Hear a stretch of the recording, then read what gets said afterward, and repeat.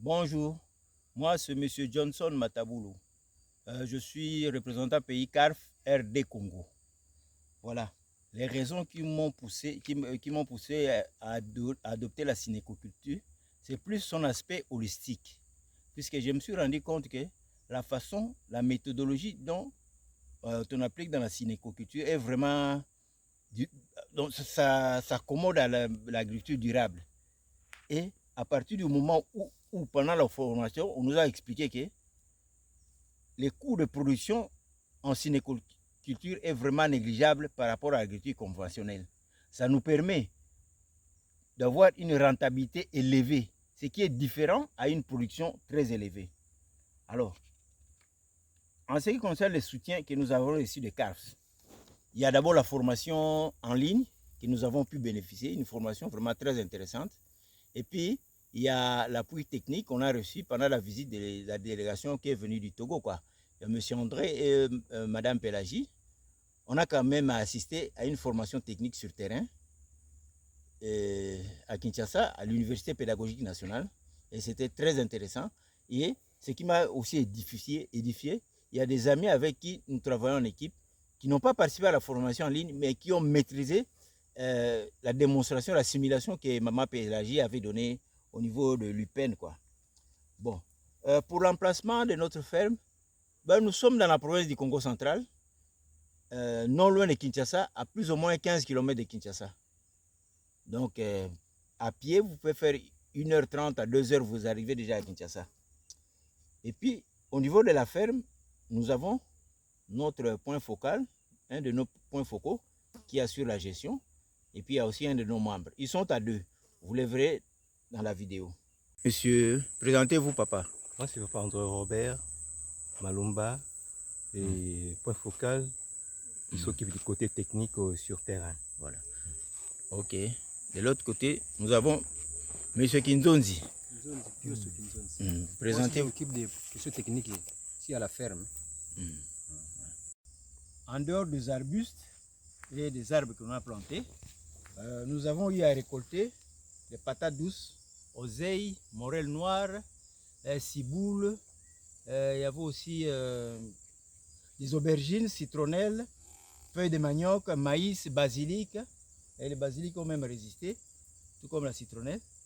Ce sont des trucs qu'on a quand même pu récolter et puis quelques produits potagers, quoi. Bon. Et tout ça, ça a servi plus à l'autoconsommation. Et si nous avons tenu à consommer, puisque nous voulons être le premier cobaye, c'était vraiment succulent, c'était vraiment appétissant, tel que je vous l'ai dit la fois passée, le cas de la morelle noire.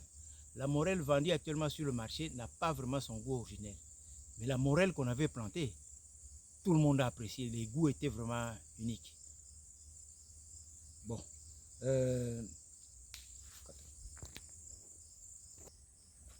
L'avantage en synécoculture, comme nous l'avons appris, on a peu, mais beaucoup. C'est-à-dire que pendant toute la saison, pendant toute l'année, nous aurons toujours quelque chose à récolter. C'est pour dire que nous aurons toujours des revenus. Alors, c'est ça déjà un grand avantage, un grand atout en synécoculture. Et puis, il y a une forte promotion en matière de biodiversité, avec l'interaction de toutes les plantes que nous avons mis. Et nous croyons, de par cette interaction, nous avons la facilité d'atteindre l'optimum écologique, tel que nous l'avons suivi pendant la formation. Bien que la synécoculture s'apparente un peu avec l'agriculture traditionnelle, mais il s'avère qu'en synécoculture, on va plus en profondeur. Il y a beaucoup de paramètres qui entrent en jeu. C'est ce qui fait que la synécoculture, c'est vraiment plus intensif par rapport à la méthode traditionnelle. Donc, c'est déjà un avantage qui nous pousse à pratiquer plus la synécoculture. Voilà. Conseiller les autres de faire la synécoculture, d'abord le travail n'est pas si pénible. Au moins la première étape, ça va être un peu difficile, mais à la longue, c'est moins pénible. Et puis il y a aussi les coûts de production seront faibles pendant tous les travaux. Et la qualité des aliments que nous aurons produits seront vraiment excessifs. L'objectif à la longue le Sineco nous inspire à travailler ou à passer, à basculer en mode Sineco à 100% dans les années à venir. Mais néanmoins, actuellement, nous avons déjà commencé concomitamment à notre terrain expérimental qui a été choisi en convention avec CARFS. De l'autre côté, nous allons vous montrer un terrain. Je crois que j'ai envoyé déjà les photos à Jasmine. Il verra, c'est un terrain qu'on est en train d'aménager où il y a quelques arbres fruitiers. On va passer ça en mode Sineco pour voir ce que ça va donner. Et puis, en conclusion, nous pouvons dire ceci. Le travail était bien, mais nous avons eu un facteur limitant qui est l'eau. Surtout que nous avons commencé le travail en saison sèche. Il nous était difficile maintenant de faire les arrosages. C'est que nous avons travaillé sur une pente. Et l'eau est vraiment dans la vallée là. C'était vraiment difficile d'aller chercher l'eau et puis arroser les plantes. Mais néanmoins, comme nous commençons, maintenant c'est le début de la saison de pluie, je crois que nous allons en bénéficier au maximum. Et à la longue, nous préconisons de mettre un système d'arrosage pour booster un peu le travail, quoi. Parce que nous savons qu'à la longue, au fur et à mesure des arrosages, le sol va commencer à emmagasiner assez d'humidité et nous allons nous passer des arrosages, ça c'est sûr. Merci beaucoup. Bon, sur le plan récolte, nous avons quand même pu récolter. On a eu la patate douce, la morelle noire, et puis il y avait la ciboule, feuilles de manioc, maïs, aubergine locale, quoi, la citronnelle, basilic et tant d'autres produits. Il y avait aussi des légumes, il y avait même des tomates qu'on avait récoltées la fois passée. Néanmoins, nous pouvons dire ceci. En ce qui concerne la production, comme il y avait toute une variété, on n'a pas pu vendre ça.